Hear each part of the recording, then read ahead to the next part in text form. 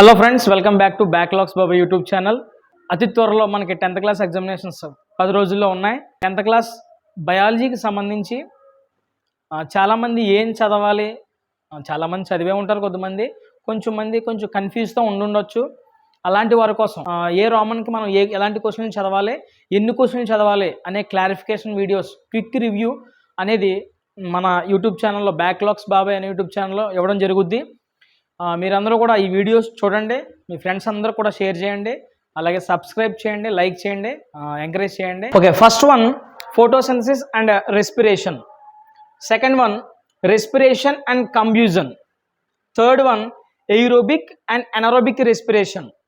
Fourth one sexual and asexual reproduction. Fifth one mitosis and meiosis.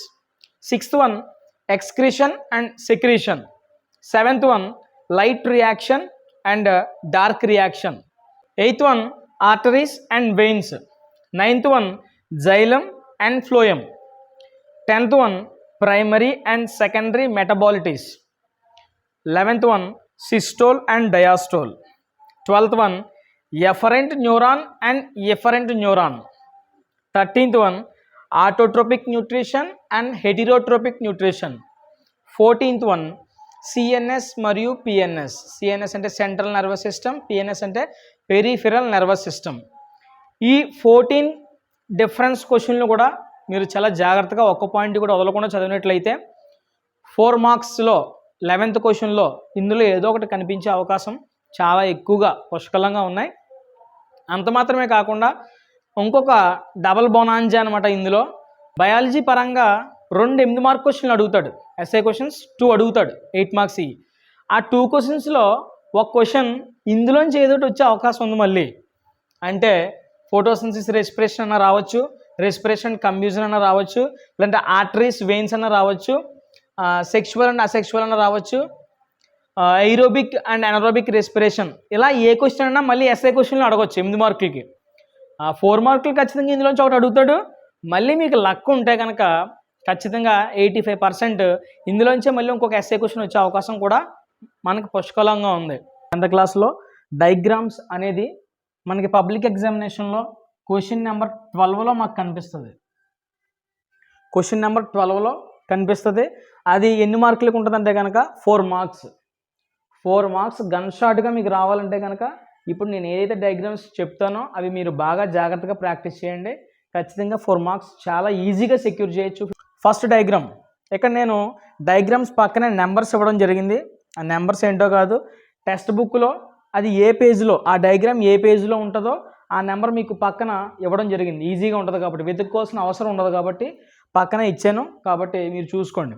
First diagram excretory system or urinary system, 2 పేర్లుగా పిలుస్తారు. రెండు రకాలు కూడా అడగవచ్చు కాబట్టి ఏది అడిగినా సరే ఒకటే. ఇది పేజ్ నెంబర్ 78లో ఉంది టెక్స్ట్ బుక్లో. రెండోది male reproductive system. Male reproductive system ఇది పేజ్ నెంబర్ 123లో ఉంది. థర్డ్ది వచ్చేసి female reproductive system. Female reproductive system ఇది పేజ్ నెంబర్ 124లో ఉంది. ఫోర్త్ వన్ వచ్చేసి నెర్వ్ సెల్. నెర్వ్ సెల్ ఇది పేజ్ నెంబర్ 96లో ఉంది. Okay, next fifth one kidney internal structure. Kidney internal structure 79 page నెంబర్లో ఉంది. Okay, sixth one flower structure. Okay, sixth one structure of flower page number 127లో ఉంటుంది ఇది.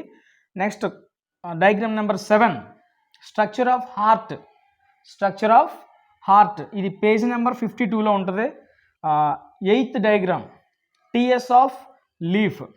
TS of leaf page number 9లో ఉంటుంది. అలాగే 9th one nephron structure. Nephron structure page number 79లో ఉంటుంది. 10th diagram structure of ovule.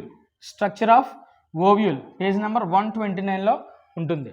ఈ 10 diagrams కూడా మెయిన్గా మనం ప్రాక్టీస్ చేయాలి. అలాగే పక్కన ఇంకొక 3 డయాగ్రామ్స్ కూడా నేను ఇవ్వడం జరిగింది. Chloroplast, mitochondria, sperm. క్లోరోప్లాస్ట్ వచ్చేసి పేజ్ నెంబర్ 10లో ఉంటుంది. మైటోకాండ్రియా వచ్చేసి 34లో ఉంటుంది.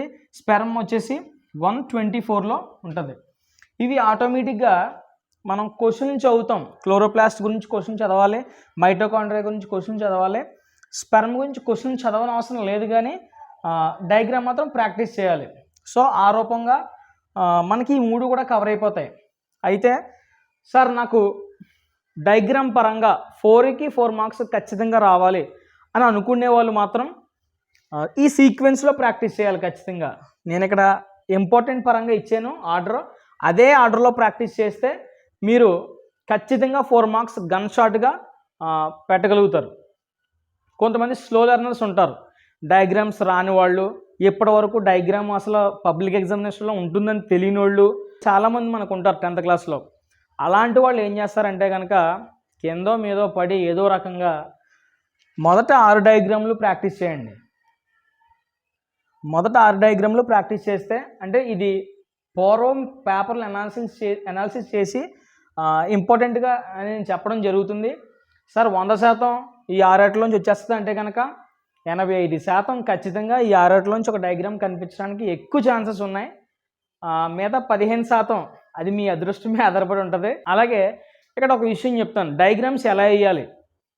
ఎప్పుడు కూడా చాలామంది డయాగ్రామ్స్ వేయడమే పెన్సిల్ని నీట్గా ముళ్ళని సూదిగా చెక్కుకొని రైట్గా నొక్కి పెట్టేసేస్తూ ఉంటారు డయాగ్రామ్. మళ్ళీ ఒకవేళ మిస్టేక్ వచ్చినప్పుడు చెరిపినప్పుడు చాలా చండాలంగా కనిపిస్తుంది పేపర్. వాల్యుయేషన్ చేసే వాళ్ళకి అలా కనిపిస్తే ఎక్కువ మార్కులు వేయాలనిపించదు వాళ్ళకి, మీరు ఎంత నీట్గా వేసినా ఎంత కరెక్ట్గా వేసినా. సో ఎప్పుడు కూడా డయాగ్రామ్ అనేది మీకు ఒక లేయర్ అవుట్లైన్ ఎలా ఉంటుందో డయాగ్రాము జస్ట్ కనిపించినట్టుగా పెన్సిల్తో నీట్గా వేయాలి. వేసిన తర్వాత మీరు చూడండి పర్ఫెక్ట్గా వచ్చింది అనుకుంటే కనుక అప్పుడు దాన్ని బ్రైట్ చేయండి. అంతేకాకుండా ఫస్ట్ టైమే ఇంకా బ్రైట్గా వేసేసారనుకోండి, చెరిపినప్పుడు ఆ మచ్చలు పోవు, ఆనవాళ్ళు ఉండిపోద్ది, చూడడానికి బాగోదు డయాగ్రామ్.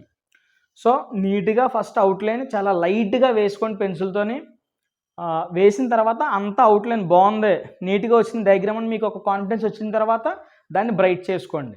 అలాగే ఇంకొంతమంది ప్రబుద్ధులు ఉంటారు, డయాగ్రామ్ ఒకటైనా సార్ లేదంటే పార్ట్స్ కూడా లేబుల్ చేయాలని అడుగుతారు.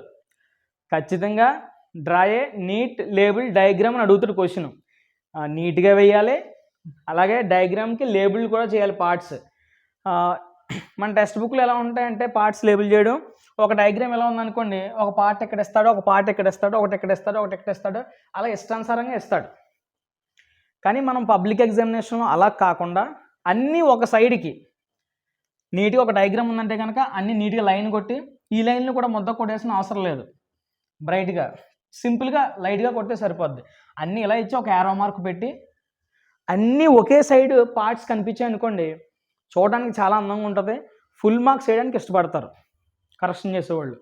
కాబట్టి డయాగ్రామ్స్ విషయంలో నెగ్లిజెన్సీ చేయొద్దు.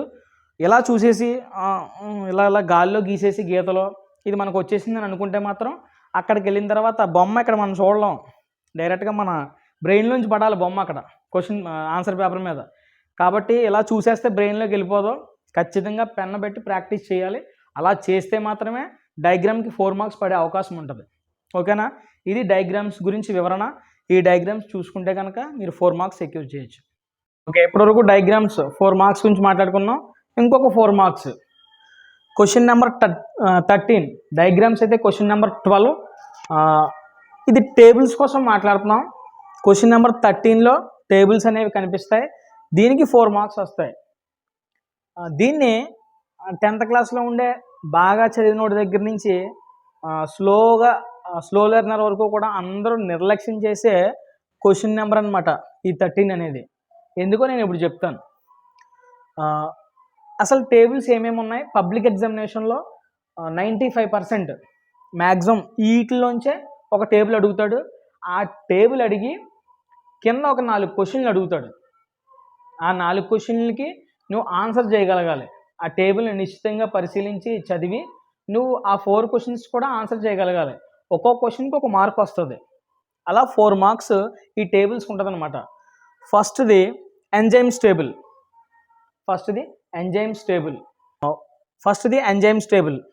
సెకండ్ది vitamins table, third one alkaloids table, third one వచ్చేసి ఆల్కలాయిడ్స్ టేబుల్. ఫోర్త్ వన్ వచ్చేసి బ్రెయిన్ ఫంక్షన్స్.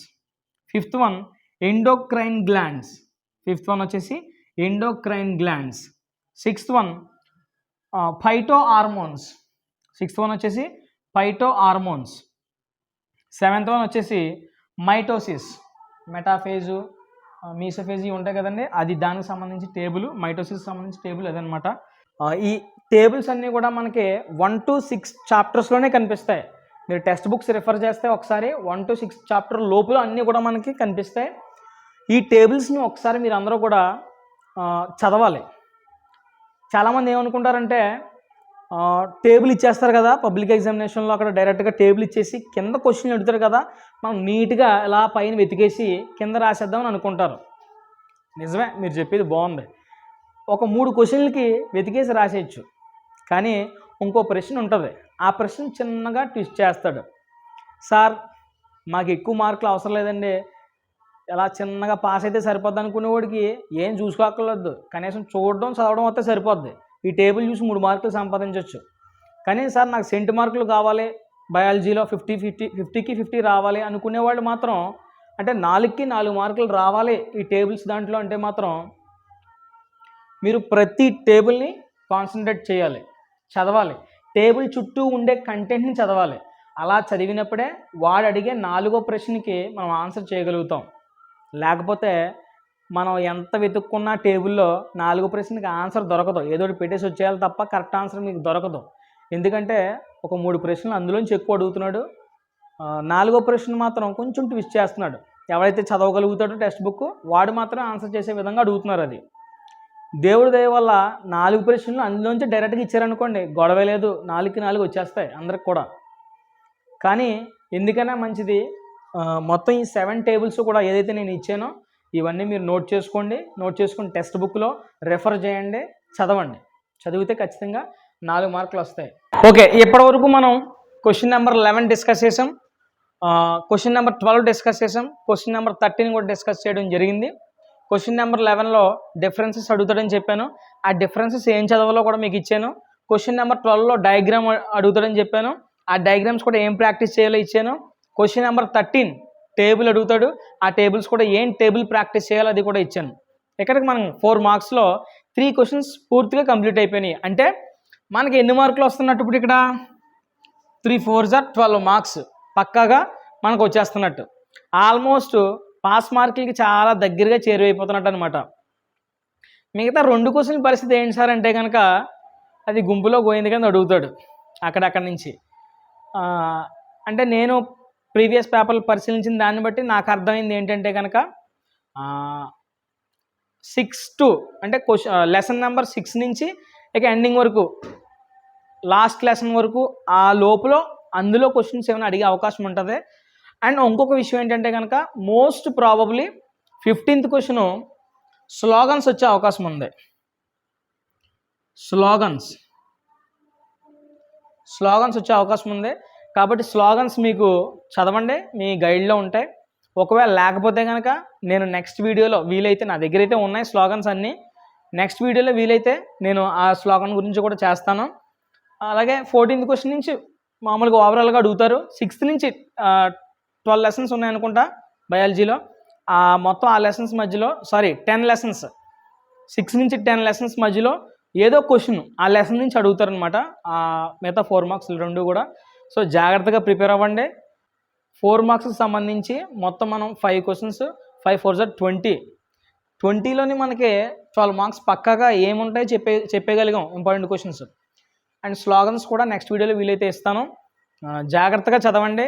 చెప్పినవన్నీ చదివితే మీరు ఖచ్చితంగా మంచి మార్కులు బయాలజీలో సెక్యూర్ చేయగలుగుతారు, దాంట్లో ఏమాత్రం డౌట్ లేదు. సమయాన్ని వృధా చేయొద్దు. ఇప్పటివరకు ఇంకా ప్రిపేర్ అవ్వాలి ఎవరైతే స్టార్ట్ చేయలేదో సీరియస్గా, 10 days ఉంది కాబట్టి మంచిగా చదవండి, ఇవన్నీ కవర్ చేయండి, మంచి మార్క్స్ వస్తాయి. ఓకేనా? All the best. Thank you.